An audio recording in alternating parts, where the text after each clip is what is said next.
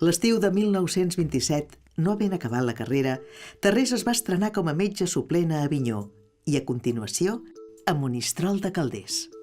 És justament a Monistrol de Calders on el dia de Nadal de 1927 va fer vot de castedat.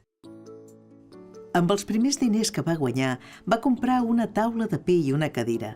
Va trobar un pis al número 20 del carrer Goya, al barri de Gràcia de Barcelona, i allà va començar les seves primeres visites.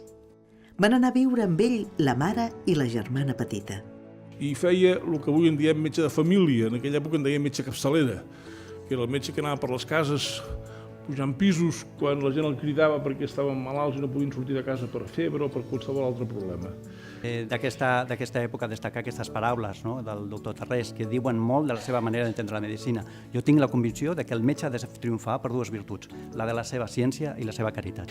I tota la pràctica mèdica de Tarrés va consistir precisament en demostrar que l'actitud del metge ha de ser exercir amb amor, però no perdre mai de vista que per exercir de metge cal estudiar molt i ser un tècnic el més adient i el més actualitzat possible.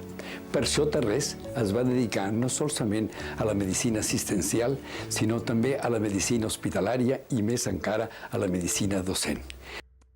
Tarrés va ser metge auxiliar del prestigiós doctor Esquerdo a l'Hospital de Sant Pau, que li va ser de gran utilitat per al millorament tècnic i metge associat a la tasca docent i investigadora de la Universitat Autònoma.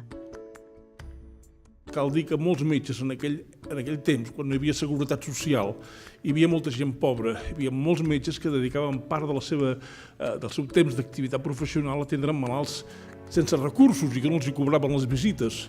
Però no únicament, moltes vegades el doctor Tarrés no cobrava les visites, sinó que a més les visites li costaven calés. I així, d'alguna manera, se sap que el doctor Tarrés deixava diners sota el coixí dels malalts quan aquests no podien comprar-se els medicaments. I així feia una labor humanitària bastant important.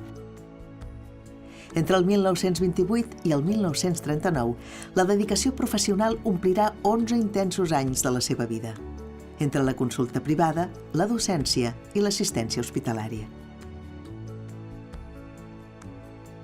Pel metge, el llit és un altar i el malalt és la imatge de Jesucrist.